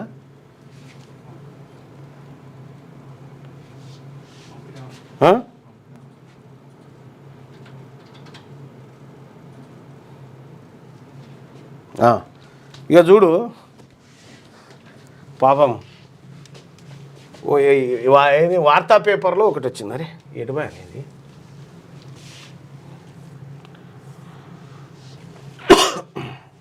పైకొట్టినావా? హాయిగొట్టు వచ్చేసింది. అయ్యో వార్తా పేపర్లో నిన్న ఒకటి వచ్చింది. ఉగ్రవాదుల దాడిని నిరసిస్తూ న్యాయవాదుల నిరసన ర్యాలీ అని పెట్టిగో ర్యాలీలో పాల్గొన్న ఉగ్రవాదులని పెట్టిరు. ర్యాలీలో పాల్గొన్న ఉగ్రవాదులని పెట్టిరు. న్యాయవాదులు పెట్టాల్సింది ఉగ్రవాదులని పెట్టిరు. ఇప్పుడు ఈ న్యాయవాదులు ఎంత పరిచయం కావాలి, కుమిలిపోతారు. ర్యాలీలో పాల్గొన్న ఉగ్రవాదులు అని చెప్పి వార్తా దినపత్రికలో వచ్చింది. ఇది చూసుకోవాలి కదా కనీసం. న్యాయవాదులను ఉగ్రవాదులను చేసింది వార్తా దినపత్రిక. వాదులు అంటే తేవనుకున్నట్టుంది. వాదులను చేసి ఉగ్రవాదులు న్యాయవాదులు చేసింది. అవి అట్లా జరుగుతూ ఉంటాయి ఒక్కొక్కసారి. ఇది 10th ఫలితాలకు సంబంధించింది. అయితే ఇక ఇది సంగతి. డిజిటల్ యాక్సెస్ ప్రాథమిక హక్కు అని చెప్పి సుప్రీంకోర్టు అంటే ఫోన్ చూడొద్దంటే ఈ వార్త చూపించి బెదిరిస్తున్నాడండి వీడు. డిజిటల్ యాక్సెస్ ప్రాథమిక హక్కు అని చెప్పి సుప్రీంకోర్టు చెప్పిందట. డిజిటల్ యాక్సెస్ అంటే పిల్లలు డిజిటల్ యాక్సెస్ ఉండాలి. సుప్రీంకోర్టు చెప్పింది నేను ఫోన్ చూడొచ్చు అని పోరాడు బెదిరిస్తుండట ఇంట్లో.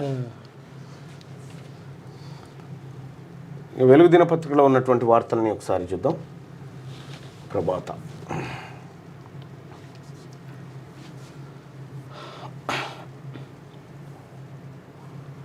రెడ్డిగా హద్దు మీరొద్దు. బార్డర్లో కాల్పులపై పాక్కు ఇండియా వార్నింగ్. ఇరు దేశాల మధ్య హాట్ లైన్ సంభాషణ. ఢిల్లీలో బిజీగా ప్రధాని నరేంద్ర మోడీ. రక్షణ విదేశీ హోంశాఖ మంత్రులతో భేటీలు. జాతీయ భద్రతా సలహా బోర్డు ఏర్పాటు. చైర్మన్గా మాజీ చీఫ్ అలోక్ జోషి. పాక్ ఫ్లైట్లకు మన ఎయిర్ స్పేస్ క్లోజ్ అయిపోయిందట. ఇక పాకిస్తాన్ ఆర్మీ చీఫ్ మిస్సింగ్ అట. రావల్పిండిలో దాక్కున్నారని వార్తలు. దేశం విడిచి పారిపోయాడంటూ కామెంట్లు చేస్తూ ఉన్నారట. వాడెందుకు పారిపోయాడు? లాహోర్లోనే హఫీజ్ మకాం. ఇంటి చుట్టూ సైనికులతో పటిష్ట భద్రత. హఫీజ్ జైల్లో ఉన్నాడంటూ పాక్ బుకాయింపులు చేస్తూ ఉందట. 4 రోజులు వానడు. రాష్ట్రంలో 4 రోజుల పాటు వర్షాలు పడొచ్చని వాతావరణ శాఖ తెలిపింది. ఎల్లో అలర్ట్ను జారీ చేసింది. రాష్ట్ర వ్యాప్తంగా గంటకు 30 నుంచి 40 కిలోమీటర్ల వేగంతో గాలులు వీస్తాయని పేర్కొంది. హైదరాబాద్ సిటీలో 4 రోజుల పాటు మబ్బులు పట్టి ఉంటుందని, మోస్తరు వర్షాలు కూడా కురుస్తాయని చెప్పింది వాతావరణ శాఖ. దేశమంతా కులగణన. కేంద్ర కేబినెట్ సంచలన నిర్ణయం. జనాభా లెక్కలతో పాటు క్యాస్ట్ సెన్సస్ నిర్వహించేందుకు ఆమోదం. కొన్ని రాష్ట్రాల్లో కులగణన పారదర్శకంగా జరగలే. క్యాస్ట్ సెన్సస్ కేంద్రం పరిధి అంశం. అశ్విని వైష్ణవ్ ఎప్పుడు చేపడతారన్న వివరాలు మాత్రం సస్పెన్స్. త్వరలోనే నిర్వహించవచ్చన్న అధికార వర్గాలు. కాంగ్రెస్లో ఉన్నప్పుడు కులగణనను అధికారంలో ఉన్నప్పుడు కులగణనను కాంగ్రెసే వ్యతిరేకించిందన్న కేంద్ర హోంమంత్రి అమిత్ షా అంటూ ఒక వార్త. ఇది కులగణనకు సంబంధించి వెలుగు దినపత్రికలో ఇది కూడా ప్రధాన వార్తగా ఉంటే, ఇక ఆగమైంది తెలంగాణ కాదు కేసీఆర్ ఫ్యామిలీ. రాష్ట్రాన్ని 10 ఏళ్లు దోచుక తిన్నారు. ఇప్పుడు ఆ ఛాన్స్ లేక ఆగమవుతున్నారు సీఎం రేవంత్. కేసీఆర్ కడుపు నిండా విషయం. ప్రజల మధ్య చిచ్చు పెట్టాలని చూస్తున్నాడు. కాంగ్రెస్ ఎందుకు విలనైంది? తెలంగాణ ఇచ్చినందుక? అసెంబ్లీకి ప్రజల మధ్యకు రాని వ్యక్తికి ప్రతిపక్ష నేత హోదా ఎందుకు? కాళేశ్వరం రుణమాఫీ, ఎస్సీ వర్గీకరణ, కులగణన, ఉద్యోగాల భర్తీపై చర్చకు సిద్ధమా అని చెప్పి ఆయన బసవేశ్వర జయంతి సభకు హాజరైన సందర్భంగా మాట్లాడారు. సింహాచలం ఆలయంలో గోడకూరి 8 మంది మృతి. విశాఖపట్నం జిల్లాలోని సింహాచలం ఆలయంలో అపశృతి చోటు చేసుకుంది. బుధవారం ఈదురుగాలులు భారీ వర్షం కారణంగా క్యూ లైన్ వద్ద షాపింగ్ కాంప్లెక్స్ సమీపంలోని సిమెంట్ గోడ కూలిపోయింది. ఈ ఘటనలో 8 మంది చనిపోయారట పాపం. రెడ్డిగా 92.78% పాస్, 10th లో పెరిగిన పాస్ పర్సెంటేజ్ అంటూ ఒక వార్తను చూస్తా ఉన్నాం. 10th ఫలితాలు విడుదలైన ఇక స్వాగతిస్తున్నాం. ఎప్పుడు మొదలు పెడతారో చెప్పాలి రాహుల్ గాంధీ. కులగణనకు తెలంగాణ ఒక మోడల్. లెక్కింపు కోసం ప్రత్యేకంగా నిధులు కేటాయించాలి. రిజర్వేషన్లపై 50% పరిమితిని ఎత్తివేయాలి. ఇంకొక డిమాండ్, ఇంకొక పాయింట్ కింద బీసీలకు చట్టసభల్లో రిజర్వేషన్లు కల్పించే బిల్లు పెట్టాలని చెప్పి ఒక మాట రాహుల్ గాంధీ గారు చెప్తే బాగుంటుంది. ఇవాళ కార్మికుల దినోత్సవ శుభాకాంక్షలు. మేడే 10 పటాక 10వ తరగతి ఫలితాల్లో 92.78% ఉత్తీర్ణత. గత ఏడాదితో పోలిస్తే 1.47% అధికం. ఇక బాలికల్లో 94.26% ఉత్తీర్ణత. బాలురు 91.32%. 40% పాఠశాలల్లో 100% ఫలితాలు వచ్చినాయంట. అధిక ఉత్తీర్ణత సాధించిన 2 స్కూళ్ళల్లో ఒక్కరు కూడా పాస్ కాలే, అవి ప్రైవేట్ స్కూల్. అన్ని గవర్నమెంట్ స్కూళ్ళు విపరీతంగా, గురుకులాలు విపరీతంగా పాస్ పర్సంటేజ్లు కొట్టిరు. సర్కారీ బడులు అద్భుతమైన ప్రతిభను కనబరిచినాయి. ఇందులో అధిక ఉత్తీర్ణతతో రికార్డు సాధించిన గురుకులాలు జూన్ 3 నుంచి 13 దాకా అడ్వాన్స్డ్ సప్లిమెంటరీ ఉంటారంట. రీకౌంటింగ్, రీవెరిఫికేషన్కు 15 దాకా అవకాశం ఉంది. సింహాచలం చందనోత్సవంలో ఘోర విషాదం. భారీ వర్షం, గాలులతో రిటైనింగ్ వాల్ కూలి 7 భక్తుల దుర్మరణం. 4 రోజుల కింద నిర్మాణం. సింహాచలం చందనోత్సవంలో ఘోర విషాదం జరిగింది. అయితే దీంట్లో ఇదే జగన్ ఉన్నప్పుడు జరిగితే ఈ వార్త వేరే రూపంగా ప్రింట్ అయ్యేది. మొత్తం జగన్ ప్రభుత్వం ఉండింటే ఇది వేరేగా ప్రింట్ అయ్యేది. ఇది ఏ క్షణంలోనైనా పాక్పై దాడి. సర్వసన్నద్ధమవుతున్న భారత్, అమెరికా, చైనా సహా పలు దేశాలకు పరిస్థితిని వివరించిన విదేశాంగ శాఖ. ఇక P5 దేశాలతో జయశంకర్ చర్చలు. తాలిబాన్ కూడా మన వైపే. అయితే CCS భేటీలో సైనిక సన్నద్ధతపై ప్రధాని సమీక్ష నిర్వహించిండు. కీలక విన్యాసాలు ప్రారంభించిన త్రివిధ దళాలు. ఇక జాతీయ భద్రతా సలహా బోర్డు పునర్వ్యవస్థీకరణ. చైర్మన్గా మాజీ చీఫ్ అలోక్ జోషి. తెలుగు అధికారి వెంకటేష్ వర్మకు స్థానం. మాపై నేడో రేపో సైనిక దాడి. మా దగ్గర విశ్వసనీయ సమాచారం ఉంది. దాడి చేస్తే భారత్కు మూల్యం తప్పదు. పాకిస్తాన్ సమాచార మంత్రి తరార్ వ్యాఖ్య చేసినటువంటి. అయితే ఇక్కడ తాలిబాన్ కూడా మన వైపే ఉందనేటువంటి మాట. ఒకప్పుడు మన విమానాన్ని, ఇండియన్ ఎయిర్లైన్స్ విమానాన్ని హైజాక్ చేసిన తాలిబాన్లే. తాలిబాన్ కూడా ఉగ్రవాదులే, వాళ్ళది ఒక కథ. దేశవ్యాప్తంగా కులగణన, తదుపరి జనాభా లెక్కలతో పాటు నిర్వహణ. కేంద్ర కేబినెట్ కీలక నిర్ణయం. కొన్ని రాష్ట్రాలు రాజకీయ కారణాలతో కులాల లెక్కలు తీసాయి. అది అసమగ్రం. ఇలాంటి వాటితో సమాజంలో సందేహాలు. ఈ నేపథ్యంలోనే కులగణనకు నిర్ణయం. దేశంలో సామాజిక ఐక్యత దెబ్బతినకుండా ఉండాలన్న లక్ష్యమే ఇందుకు కారణం. కులగణనకు కాంగ్రెస్ తొలి నుంచి వ్యతిరేకం. మేం జరిపే జన కులగణనతో దేశం పటిష్టం. ఏ వర్గాన్ని నొప్పించకుండా 10% ఈడబ్ల్యూఎస్ కోటాను మేము తీసుకొచ్చాం. కేంద్ర సమాచార మంత్రి అశ్విని వైష్ణవ్ సెప్టెంబర్ నుంచి జన కులగణన ప్రారంభమయ్యే అవకాశం ఉందట. సెప్టెంబర్లో ప్రారంభమయ్యే అవకాశం ఉందని క్వశ్చన్ మార్క్తో. అయితే ఏ వర్గం ఏంది? బీసీ, ఎస్సీ, ఎస్టీలు మొత్తుకున్నారు కదా, సర్వనాశనం చేసి 11 ఏళ్లుగా విస్మరించి ఇప్పుడు నిర్ణయం తీసుకున్నారు. అయినా స్వాగతిస్తున్నామని చెప్పేసి రాహుల్ గాంధీ. తెలంగాణ చేసింది దేశం అనుసరిస్తోంది. ఇది రాహుల్ గాంధీ ఆలోచన. ప్రధానికి ధన్యవాదాలను సీఎం. ఇది జోకు. చారిత్రాత్మక నిర్ణయం. రాజకీయాలకు అతీతంగా మద్దతు ఇవ్వండి. రాష్ట్ర ప్రభుత్వ సర్వే తప్పుల తడక. బండి సంజయ్, లక్ష్మణ్, ఈటల. నిజంగా మంచి చేసింటే మస్తు పేరు వస్తుంది. మస్తు పేరు వచ్చు. అది ఆయనకు తెలియదు, సలహా ఇస్తలేడేమో కానీ ఇది అనివార్యమైన విషయము. ఇప్పుడు కేంద్రం చేసే కులగణన తర్వాత లెక్కలైతే బయటకు వస్తాయి కదా, దోషిగా నిలబడతావు కదా, నువ్వెందుకు బయట పెట్టలేదు? దారుణంగా ఉంటుంది పాపం. మంచి పేరు. ఇప్పుడు ఏమాత్రం అవకాశం ఉన్నా రేవంత్ రెడ్డి గారు మీరు చేసిన కులగణన లెక్కలన్నా బయట పెట్టుర్రి. ఏ ఊర్లో ఎంతమంది ఊరో చెప్పండి కదన్నా, ఆన్లైన్లో పెట్టండి. మంచి పేరు వస్తుండే. అది పెట్టనన్ని రోజులు మీరు విలన్గానే మిగిలిపోతారు. ఇక్కడ మంచి అవకాశం ఉండే. తేలనున్న 5,000 బీసీ, ఓబీసీ కులాల లెక్కలు. కులాల వారీగా జనాభాపై రానున్న స్పష్టత. ప్రస్తుతం కేంద్రం వద్ద ఉన్న కులాల లెక్కలు 2,633 బీసీ కులాలు ఉన్నాయి. ఇక కులగణనపై కేంద్రం కీలక ప్రకటన. జనాభా లెక్కలతోనే కులగణన చేయనున్నట్లు కేంద్ర మంత్రి అశ్విని వైష్ణవ్ వెల్లడి. 92 ఏళ్ల తర్వాత కులగణన. 2020లో కరోనా కారణంగా నిలిచిపోయిన జనాభా లెక్కలు. కులగణనకు సహకరిస్తామని రాహుల్. కేంద్రం ప్రకటనపై బీసీ సంఘాలు హర్షం వ్యక్తం చేస్తూ ఉన్నాయి. ఇక కేంద్ర కులగణన ప్రకటనపై హర్షం. మోడీ సర్కార్కు బీసీ సంఘాల కృతజ్ఞతలు. బీసీల దశాబ్దాల పోరాటానికి ప్రతిఫలం దక్కింది. తెలంగాణ బీసీ జేఏసీ, వివిధ కుల సంఘాల నేతలు. దేశవ్యాప్త కులగణన చాలా గొప్ప నిర్ణయం. రాజ్యసభ సభ్యులు ఆర్ కృష్ణయ్య. ఇది బీసీల ఘన విజయం. బీసీ ఆజాదీ ఫెడరేషన్ జాతీయ అధ్యక్షులు సంజయ్ కుమార్. అయితే ఇక కులగణన నిర్ణయాన్ని స్వాగతిస్తున్నాం. ఈ విషయంలో కేంద్రానికి ధన్యవాదాలు. కులగణన కోసం బీసీ సంఘాలు ఎన్నో పోరాటాలు చేశాయి. ఆజాదీ ఫెడరేషన్ నాయకులు బత్తుల సిద్ధేశ్వర్ అస్థినలో దీక్ష చేశారు. రాహుల్ పలుమార్లు లేఖ రాశారు. ఈ ఒత్తిళ్ల మేరకే కేంద్రం కులగణన పూనుకున్నట్టు తెలుస్తుంది. ఇటీవల రాష్ట్రంలో జరిగిన కులగణనలో లోపభూయిష్టంగా ఉంది. కేంద్ర కులగణన చేయకముందే రాష్ట్ర లెక్కలు బయట పెట్టాలి ఎమ్మెల్సీ తీన్మార్మల్ అంటూ. నిజంగా ఇప్పుడు ఇవి బయట పెట్టి మీ చిత్తశుద్ధిని నిరూపించుకోండి. లేకపోతే మీరు బీసీలలో బీసీల పక్షపాతి కాదు, మీరు బీసీలకు వ్యతిరేకమైనటువంటి లెక్కలు బయటకు వస్తాయి. కర్రెగుట్టపై ఎగిరిన జాతీయ జెండా. ఇక హెలికాప్టర్ సాయంతో కర్రెగుట్టపై దిగిన భద్రతా బలగాలు, ఆలసిన బలగాలు వెనక్కి, కొత్త బలగాలు గుట్టపైకి. భద్రతా బలగాల్లో ఆత్మస్థైర్యం నింపే దిశగా అడుగులు. గుట్టపై బేస్ క్యాంప్ ఏర్పాటుకు సన్నాహాలు.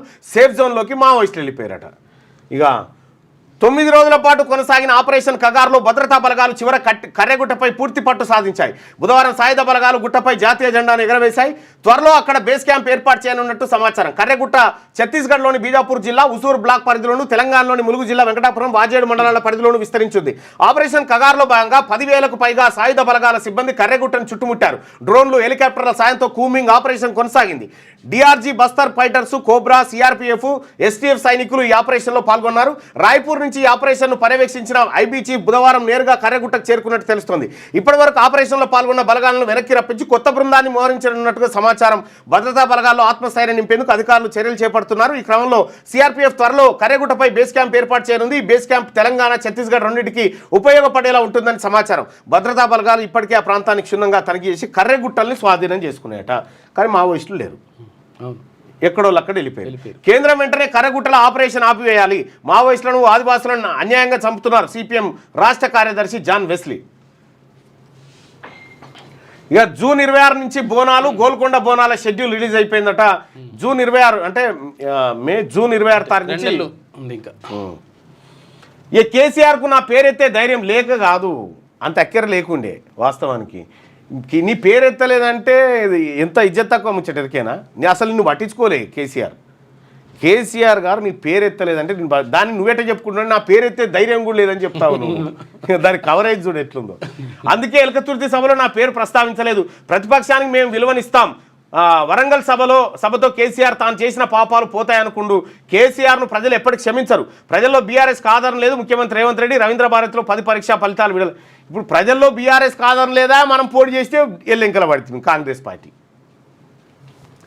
కార్మికుల మృతి బాధాకరం. కాటేపల్లి ప్రమాద బాధితులకు ఎమ్మెల్సీ తీన్మార్మల్ పరామర్శ. మెరుగైన వైద్యం అందించాలని వైద్యులకు ఆదేశాలు. బాధిత కుటుంబాలకు యాజమాన్యం పరిహారం అందించాలి. బీసీజేఏసీ తరఫున మల్లన్న డిమాండ్ అంటూ. ఇక్కడ మా కాన్స్టిట్యున్సీ ఆలేరు నియోజకవర్గంలో కాటేపల్లి దగ్గర ఎక్స్ప్లోజివ్ ఫ్యాక్టరీ ఉంది. ఈ ఎక్స్ప్లోజివ్ ఫ్యాక్టరీ దగ్గర 150 కిలోల పేలుడు పదార్థాలు ఒక్కటేసారి బ్లాస్ట్ అయిపోతే ఆ కాటేపల్లిలో ఉన్నటువంటి ఆ ఇండ్లలో ఉన్న గిగోన్లని కింద పడితే ఏం జరిగిందో అర్థం కాక ప్రజలు రోడ్ల మీదకి వచ్చి కిలోమీటర్లే. ఇక్కడ పనిచేస్తున్నటువంటి ఎవరు 3 స్పాట్ డెడ్ తునాతునకలు అయిపోయారు. ఆ సౌండ్కే ఒక ఆయన చచ్చిపోయాడు. సౌండ్కే తునాతునకలు అయిపోయారు. ఇప్పుడు యశోద ఆసుపత్రిలో ఇంకొక 5-6 చికిత్స పొందుతూ ఉన్నారు. ఇక మాంసం ముద్దలు అయిపోయినాయి ఇక్కడ. అయితే ఈ యాజమాన్యం ఎవరైతే ఉన్నారో ఈ యాజమాన్యం మృతుల కుటుంబాలకు కోటి రూపాయలు ఇస్తామని చెప్పి నిర్ణయం చేసినట్టుగా తెలుస్తూ ఉంది. అది ఎంతవరకు నిజమో తెలియదు. కానీ ఇది ఎప్పటికైనా ఆలేరు నియోజకవర్గం ఎంత ప్రమాదంలో ఉంటుందంటే ఒకసారి చూస్తే ఆలేరు నియోజకవర్గం మీ మండలం బొమ్మల రామారంలో కూడా ఉంది. ఏపీ ఎక్స్ప్లోసివ్స్, విజయ ఎక్స్ప్లోసివ్స్. ఇది ఆలేరు నియోజకవర్గం అయితే ఇగో ఈడనేమో ఏపీ ఎక్స్ప్లోజివ్ అండ్ విజయ. ఇది బొమ్మల రామారంలో, ఇది బొమ్మల రామారంలో ఉంటుంది. గిటు ఆలేరు పక్క పండి కందుకూరు కాడ ఉంటుంది. పెద్ద కందుకూరు దగ్గర కందుకూరు కాడ ఈడ ఎక్స్ప్లోజివ్ ఫ్యాక్టరీ ఉంటుంది. ఇగో ఇటేమో కాటేపల్లి కాడ మూటకొండూరు మండలం కాటేపల్లి ఈడ ఎక్స్ప్లోజివ్ ఫ్యాక్టరీస్ ఉంది. ఇక్కడ ఆలేరు చుట్టుముట్టు అణుబాంబులు పెట్టినట్టే ఉంటుంది. అంతే ఆలేరు పరిస్థితి ఎట్లుందో చూడండి. ఇటు వస్తేనేమో ఇటు కొనకు స్టార్ట్ అవుతుంది బొమ్మల రామవరం మండలంలో. ఈడ ఏపీ ఎక్స్ప్లోజివ్, ఆ తర్వాత విజయ ఎక్స్ప్లోజివ్, ఆ తర్వాత కందుకూరు కాడ ఆడ ఎక్స్ప్లోజివ్ ఫ్యాక్టరీ ఉంది. ఇగో ఈడ కాటేపల్లి కాడ 2020లో మళ్ళీ ఎక్స్ప్లోజివ్ ఫ్యాక్టరీ వచ్చింది. ఇవి కాకుండా ఇంకా తోళ్ల పరిశ్రమలు, రబ్బర్ పరిశ్రమలు కాదు, ఇంకా ఇప్పుడు ఫార్మా కంపెనీలు. ఇప్పుడు రామలింగంపల్లి దగ్గర ఈ ఫార్మా కంపెనీలు. ఇక మధ్యలో యాదగిరి లక్ష్మీనరసింహస్వామి ఉంటాడు.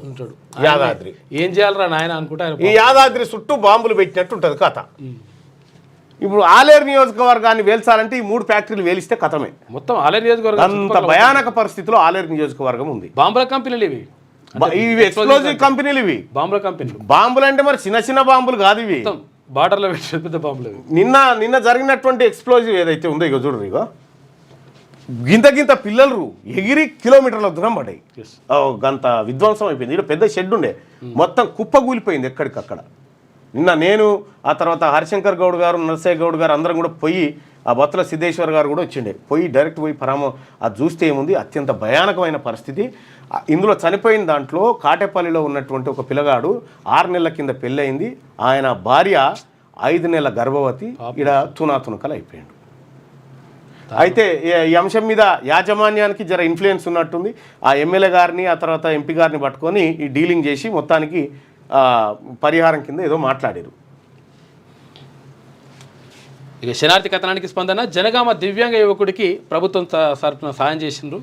ఇందిరమ్మ ఇల్లు, రాజీవ్ వికాసం పథకం ద్వారా సాయం చేస్తామని హామీ. సాయికి నిమ్స్ ఆసుపత్రిలో వైద్య సాయం అందించేందుకు చర్యలు. ఇక పీఓకే స్వాధీనమే సమస్యకు పరిష్కారం. భారత్కు బ్రిటిష్ ఎంపీ మేఘనా సూచన. ఉగ్రవాదం పట్ల ఇండియా కఠినంగా వ్యవహరించాలని విజ్ఞప్తి చేసింది ఆయన. ఇక జాతీయ భద్రతా సలహా బోర్డులో కీలక మార్పులు. మాజీ చీఫ్ అలోక్ జోషికి బోర్డు చైర్మన్ గా బాధ్యతలు. మరో 5 సంవత్సరాల 5 నెలల గర్భవతిగా ఉంది. వాళ్ళ భర్త చనిపోయిండు. వీళ్ళ చనిపోయే అబ్బాయి వల్ల తల్లి. నిన్న నేను అక్కడికి పోయినటువంటి సందర్భంలో తీసిన ఫోటో ఇది. కీలక భేటీలు. పాక్తో ఉద్రిక్తతల వేళ ప్రధాని మోడీ వరుస సమావేశాలు. నిన్న సిసిఎస్, సిసిపిఏల భేటీ. భద్రతా వ్యవహారాల కేబినెట్ కమిటీ, రాజకీయ వ్యవహారాల కేబినెట్ కమిటీ సమావేశాల్లో కీలక నిర్ణయాలు. అనంతరం మంత్రులతో పిఎం సమావేశం నిర్వహించినటువంటి వార్తను మనం శనార్థి తెలంగాణలో చూడొచ్చు. ఇక పల్లవిలో ఉన్నటువంటి వార్తలను ఒకసారి చూద్దాం. జూన్ 26 నుంచి ఆషాఢ బోనాలు. ఇక జూలై 13న సికింద్రాబాద్ మహంకాళి, 20న లాల్ దర్వాజా సింహవాహిని బోనాలు ఉంటాయి. తేదీలు ఖరారు చేసింది దేవాదాయ శాఖ మంత్రి. కులగణనకు తెలంగాణ ఆదర్శం రాహుల్ గాంధీ. రేపు ఏపీకి ప్రధాని మోడీ. అమరావతి నిర్మాణ పనుల పునఃప్రారంభం.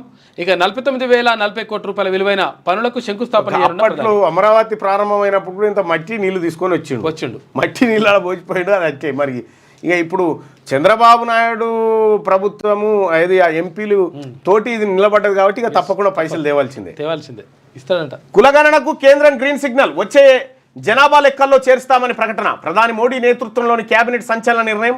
కాంగ్రెస్ చేయించిన సర్వేలో పారదర్శకత లేదు. అన్ని వివరాలతో జనాభా లెక్కల్లో కులగణన చేస్తాం. కేబినెట్ వివరాలను మీడియాకు వెల్లడించిన కేంద్ర మంత్రి అశ్విని వైష్ణవ్. ఇక కులాల వారీగా జనగణన చరిత్ర ఇలా.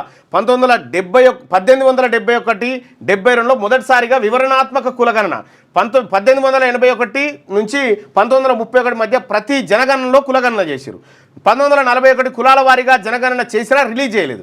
1951 నుంచి 1925 కులాల వారీగా జనగణన నిలిపివేశారు ఈ పుణ్యాత్ములు, ఈ పాలకులందరూ కలిసి. కేసీఆర్కు నా పేరెత్తే ధైర్యం లేదు. ప్రతిపక్ష నేతగా ప్రజల మద్దతు ఎందుకు వద్దకు ఎందుకు పోతలేరు? ప్రభుత్వ జీతం తీసుకుంటూ అసెంబ్లీకి ఎందుకు రావడం లేదు? 65 లక్షల రూపాయల జీతం తీసుకొని ఫామ్ హౌస్లో పడుకుంటావా? ప్రజలకు ఏం సందేశం ఇవ్వదలుచుకున్నారు? ఏ మత్తులో తూగుతున్నారో మీకే తెలియాలి. కడుపు నిండా విషం పెట్టుకొని విద్వేషపూరిత ప్రసంగం. ప్రజల్ని రెచ్చగొట్టి ఏం చేయాలనుకుంటున్నారు? కేసీఆర్పై సీఎం రేవంత్ రెడ్డి ఫైర్. కులగణనపై కేంద్రం నిర్ణయం పట్ల హర్షం వ్యక్తం చేసిందట. ఆయన నీ పేరెందుకు ఎత్తలేదంటే నీకు అంత లేదు, నీకు అంత సీన్ లేదని పక్కకు పెట్టిండు గంతే. అది మీరు పేరెత్తే ధైర్యం లేదని మీరు అనుకుంటారు. ఏ ఉగ్రదాడి వెనుక ఉన్నది ఇతనేనా అని చెప్పి క్వశ్చన్ మార్క్తో ఒక వార్తను 4వ పేజీలో కవర్ చేసింది పల్లవి. కేంద్ర నిర్ణయాన్ని స్వాగతిస్తున్నామని చెప్పి మహేష్ కుమార్ గౌడ్ నిన్న ప్రకటన విడుదల చేసిండు. దానిపైన గ్రూప్ 1 పై హైకోర్టులో సర్కారు షాకు. సింగిల్ బెంచ్ ఉత్తర్వుల రద్దుకు డివిజన్ బెంచ్ నో. నియామకాలు తాత్కాలికంగా నిలిపివేయాలని ఇప్పటికే హైకోర్టు మధ్యంతర ఉత్తర్వులు. ఈ ఉత్తర్వులను సవాల్ చేస్తూ టీజీపీఎస్సీ సీజీఐ ధర్మాసనంలో పిటిషన్ దాఖలు. అందుకు నిరాకరించిన సీజీఐ ధర్మాసనం విచారణ వాయిదా. తెలుగులో రాసిన విద్యార్థులకు మార్కులు ఎందుకు తక్కువ వచ్చినాయి? దీని మీద ఇదేదో అయ్యేటట్టే ఉంది. ఇంటి కింద బంకర్, ప్రభుత్వ సెక్యూరిటీ. ఇక భారత మోస్ట్ వాంటెడ్ ఉగ్రవాది హఫీజ్ సయీద్ నివాస వివరాలు వెలుగులోకి వచ్చాయట. బాలికల్దే పై చేయి 10th ఫలితాల విడుదల సందర్భంగా ఏపీలో గోడకూలి 8 మంది మృతి. సింహాద్రి అప్పన్న ఆలయంలో అపశృతి. నేలకూలిన ఆపరేషన్ కగార్ సక్సెస్. కరెగుట్టలపై జాతీయ జెండా ఎగరవేసిన సిఆర్పిఎఫ్. 9 రోజులుగా కొనసాగిన కూంబింగ్. త్వరలోనే అక్కడ బేస్ క్యాంప్ ఏర్పాటుకు నిర్ణయం చేసిరట ఇక కులగణనకు కాంగ్రెస్ వ్యతిరేకం, కాంగ్రెస్ హయాంలో కులగణన ఎందుకు చేయలేదో చెప్పాలి, రాష్ట్ర ప్రభుత్వాలు చేసిన గణన మొత్తం తప్పుల తడక, దేశవ్యాప్తంగా కులగణన మోడీ సర్కార్ గణతే కేంద్ర మంత్రి బండి సంజయ్ కామెంట్స్. ఇక పౌర సరఫరాల సంస్థకు ISO సర్టిఫికేట్, సన్నబియ్యం పంపిణీ, మెరుగైన సేవలకు గుర్తింపు, 5 స్టార్ రేటింగ్తో ISO 9001 సర్టిఫికేట్ వచ్చిందట పౌర సరఫరాల శాఖకి. ఇక సాక్షి దినపత్రికలో ఉన్నటువంటి వార్త చూస్తే కులగణనకు ఓకే, జనగణనతో పాటే నిర్వహణ కీలక నిర్ణయం తీసుకున్న కేంద్రం. అత్యంత పారదర్శకంగా కులగణన నిర్వహిస్తాం, రాజ్యాంగం ప్రకారం గణన కేంద్రం పరిధిలోనిది. కొన్ని రాష్ట్రాల్లో రాజకీయ కోణంలోనే కుల సర్వేలు. ఈ సర్వేలు సమాజంలో సందేహాలు సృష్టించాయి, సమాజంలో రాజకీయ విభజన రాకూడదని నిర్ణయం తీసుకున్నాం. కేంద్ర మంత్రి అశ్విని వైష్ణవ్ వెల్లడి కులగణన విషయంలో. దైవ సాక్షిగా మళ్ళీ భక్తులే బలి, హడావిడిగా కట్టిన నాసిరకం గోడ కూలి, సింహాచలంలో 7 భక్తులు సజీవ సమాధి. కాలమ్స్ లేకుండా ఫ్లై యాషట, ఇటుకలతో నిర్మాణం, క్యూ లైన్లో వెళ్తున్న భక్తులపై గాలివానకే కూలిన గోడ. చందనోత్సవ వేళ అప్పన్న సన్నిధిలో తెల్లవారుజామున పెనువిషాదం, 2 లక్షల మంది వస్తారని తెలిసిన ఏపీ సర్కారు నిలువెల్ల నిర్లక్ష్యం. అంత ఎత్తు గోడ కట్టినప్పుడు ఫ్లై యాష్ ఇటుక వాడవచ్చా?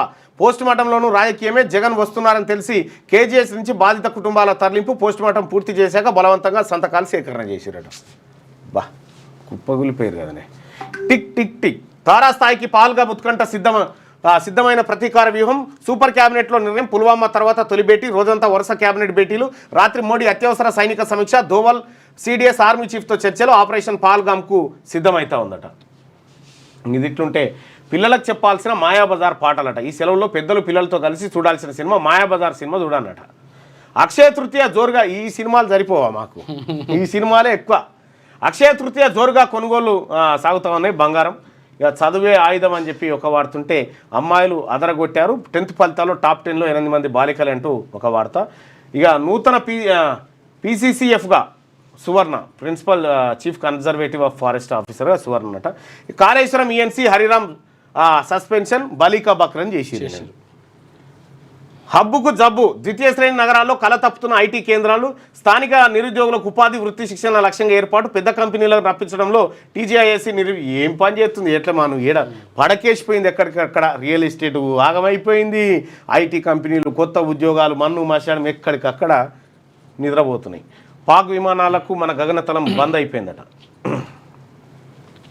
ఇక నమస్తే తెలంగాణ మరి కులగణన గురించి ఏమైనా రాసిందా, వాళ్ళ పాటలనే ఉందా? ఇగో ఈ పాట. ప్రజాపాలనలో ధాన్యం కొనేది ఎప్పుడు అని చెప్పి రైతులు రోడ్డు మీదకి ఎక్కింది. ఇందిరమ్మ రాజ్యంలో ఇండ్లు ఇచ్చేది ఎప్పుడు అని చెప్పి ప్రజలు గ్రామ పంచాయతీ కూడా కూర్చుంది. అత్తగారి ఊరిలో దరఖాస్తు, అమ్మగారి ఊరిలో పేర్లు, తప్పుల తడకగా రేషన్ కార్డులట, అర్హులైన వారి పేర్లు గల్లంతు, ఆఫీసులకు బాధితుల పరుగులు, పర్యవేక్షణలో అధికారులు ఫెయిల్, కొత్త రేషన్ కార్డులపై స్పష్టత. కులగణన చెల్లదు, కేంద్ర మంత్రి వైష్ణవ్ ప్రకటన. రేవంత్ సర్కార్ సర్వే బుట్టదాఖలే, లోపాలపై ఆది నుంచి మొత్తుకున్నా పట్టించుకొని రేవంత్ రెడ్డి సర్కార్. 160 కోట్ల ప్రజాధనం వృధా, బీసీలకు 42% రిజర్వేషన్ ఉత్తమ ముచ్చటే.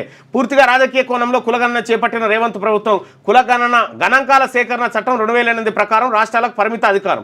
రేవంత్ సర్కార్ మాత్రం ఇంటింటి సర్వే పేరుతో జనగణన చేపట్టిన వైనం. కులగణన అంశంలో అన్ని నిబంధనలను పాతరేసిన కాంగ్రెస్ ప్రభుత్వం అంటూ ఒక వార్త. ఈ సక చేయలే ఇంకా దీన్ని ఎవరు నమ్ముతాడు కానీ ఇది వార్తుంటే గదేసింది. జనగణనతోటే కేంద్రం కులగణన అని చెప్పి ఇది వార్తుంటే వీటికి మలుచుకొచ్చింది. మళ్ళీ పాపపు కూతలు, 10th ఫలితాలు, బసవేశ్వర జయంతిలో సీఎం రేవంత్ రెడ్డి రాజకీయ విమర్శలు. ఫామ్ హౌస్లోనే కేసీఆర్ చరిత్ర సమాధి అవుతుందంటూ ప్రేలాపన. విచక్షణ కోల్పోతున్న ముఖ్యమంత్రి, సీఎం తీరుపై సర్వత్రా విమర్శలు. బసవేశ్వర జయంతి సాక్షిగా బసవన్నను అవమానించిన సీఎం అట. రేవంత్ రెడ్డికి నిలువెల్లా విషయం. కేసీఆర్పై పిచ్చి ప్రేలాపనలు, విద్యార్థుల ముందే సీఎం రోత మాటలు. కేసీఆర్ కిట్టు, దళిత ఒక్కసారి మాట్లాడమని రాదు మీ కేసీఆర్ గారిని, రేవంత్ రెడ్డి గారి పేరు తీసుకోమని రాదు. ఓకే, మీరు ఆయన పేరేది ఇస్తలేరు, ఆయన పట్టించుకుంటలేరా? ఆయనకు ఆయన బట్టి మీరేమో ఇట్లా పడుతుంది, ఎట్లయితుంది ఇక. సూపర్ క్యాబినెట్ భేటీ, పుల్వామా ఘటన తర్వాత ఇదే తొలిసారి. ప్రధాని నరేంద్ర మోడీ వరుస సమావేశాలు. కులగణన విషయంలో గిదా వార్త రాస్తలేదు, చూసినా రాయడం కూడా ఇష్టం లేదు. బీఆర్ఎస్ పార్టీ ఇంత సూపర్ క్యాబినెట్ భేటీ మొత్తం దేశంలోని అన్ని పత్రికలకు అది ప్రధాన వార్త అయితే ఇగో నమస్తే తెలంగాణకు ఇది వార్తనే ఎత్తలేదు ఆమె. సూపర్ క్యాబినెట్ భేటీ పుల్వామా ఘటన తర్వాత ఇదే తొలిసారి జరిగింది. ఇక పాక్ విమానాలకు భారత గగనతలం మూసివేత, ఐపీఎస్లకు ఎదురు దెబ్బ, భూదాన్ కేసులో అప్పీళ్లు డిస్మిస్, సింగిల్ జడ్జి ఉత్తర్వుల్లో జోక్యం చేసుకోం, భూ వివాదంపై తేల్చి చెప్పిన హైకోర్టు. ఇక తెలుగులో రాస్తే మార్కులు రావా? తెలుగులో పరీక్షలు రాసిన వారు ఎంతమంది ఎంపికయ్యారు? మూల్యాంకనం చేసిన వారికి సమాధాన పత్రాలు ఇచ్చారా? మూల్యాంకనానికి మార్కుల కేటాయింపునకు ఏది ప్రాతిపదిక? గ్రూప్ 1 తుది ఫలితాలపై TGPSCని ప్రశ్నించిన హైకోర్టు. అన్ని వివరాలు ఇవ్వాలన్న ఆదేశం, నేడు కొనసాగనున్న విచారణ. అయిపోయింది గ్రూప్ 1 కథ కంచికి చేరినట్టే అనిపిస్తుంది. 10లోనూ బాలికలే టాపు. రేపు దోస్తు నోటిఫికేషన్ విడుదల. కర్రెగుట్టలో బాంబుల మూత మోగుతా ఉందట. ఇలా ఈయన లేటుగా మేలుకున్నాడు కర్రెగుట్టల కానించి. ఇంకా ఈయన మేలుకునే వర్గాల్లో ఆడ యుద్ధం అయిపోయింది. అంతే. టెండర్లు పంచుకున్న మంత్రులు. పారిశ్రామిక పార్కుల్లో అధికార పార్టీ నేతల పనుల పందేరం. 2 అమాత్యులతో పాటు పోటీలో పలువురు ఎమ్మెల్యేలు. ఖద్దరు కయాన్ని చూసి టెండర్ల నుంచి తప్పుకున్న కాంట్రాక్టర్లు. తక్కువ కోట్ చేసిన వారిని కాదని నేతల అనుచరులకే ప్రాధాన్యమట. ఏదైనా కాంట్రాక్టు పనికి టెండర్లు పిలిస్తే ఆయా పనులు అనుభవం ఉన్న కాంట్రాక్టర్లు పోటీపడి ఇతరుల కంటే తక్కువ కోట్ చేసి పనులు దక్కించుకోవాలని విశ్వ ప్రయత్నాలు చేస్తున్నారట. మంత్రులే టెండర్లు వేసుకొని ఎత్తుకపోతున్నారట. ఇక చూడు, ఇసుక దోపిడిలో ఇదో రకం. ఇసుక బజార్లకు పోకుండా దారి మళ్లింపు. అధికారులకు రవాణా శాఖ కుమ్మక్కు. టీజీఎండీసీ వేదికగా ఖజానా గండిపడతా ఉంది. 24 నుంచి 36 గంటల్లో భారత్ సైనిక చర్య సమాచారం పాకిస్తాన్ చెప్తున్నటువంటి మాట.